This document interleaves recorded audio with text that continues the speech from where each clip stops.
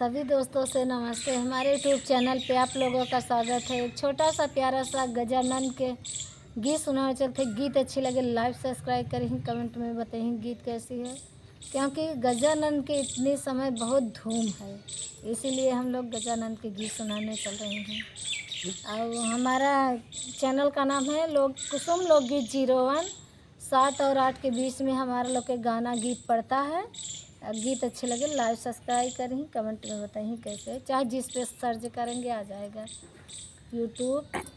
मंदिर के अगल बगल घूमाई गजानन हमसे न बोला।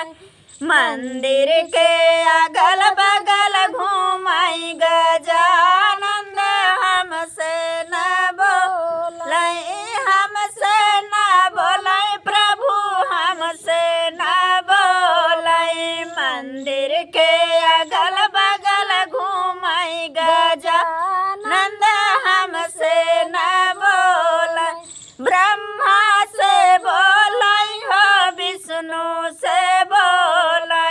ब्रह्मा से बोला हो, विष्णु से बोला। लक्ष्मी के गोदी में खेलाई गजानन हमसे न बोला। लक्ष्मी के गोदी में खेलाई गजानन हमसे न बोला। मंदिर के अगल बगल घूमाई गजानन हमसे न बोला। हमसे न बोला प्रभु, हमसे न बोला। मंदिर के अगल बगल घूमाई गजानन हमसे न बोला। रामा से बोला हो, लक्ष्मण से बोला। रामा से बोला हो, लक्ष्मण से बोला। सीता के गोदी में खेलाई गजानन हमसे न बोला। लक्ष्मी सीता के गोदी में खेलाई गजानन हमसे न बोला। मंदिर के अगल बगल खेलाई गजानन हमसे न बोला।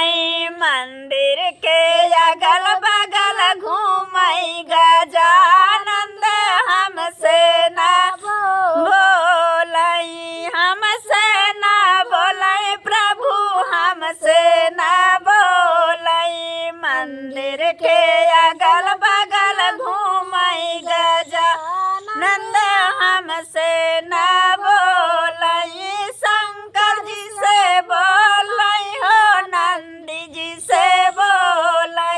शंकर जी से बोला हो, नंदी जी से बोला।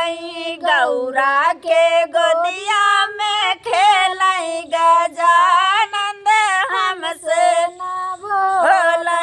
गौरा के गोदिया में खेलाई गजानन हमसे न बोला।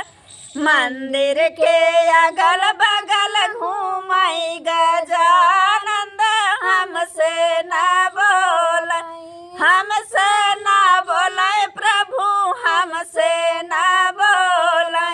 मंदिर के अगल बगल घूमाई गजानन हमसे न बोला। कृष्ण जी से बोला, मुरली वाले से बोला। कृष्ण जी से बोला, बंसी वाले से बोला।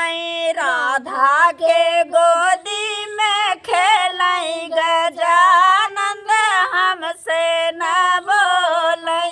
राधा के गोदी में खेलाई गजानन हमसे न बोला। हमसे न बोला प्रभु, हमसे न बोला। मंदिर के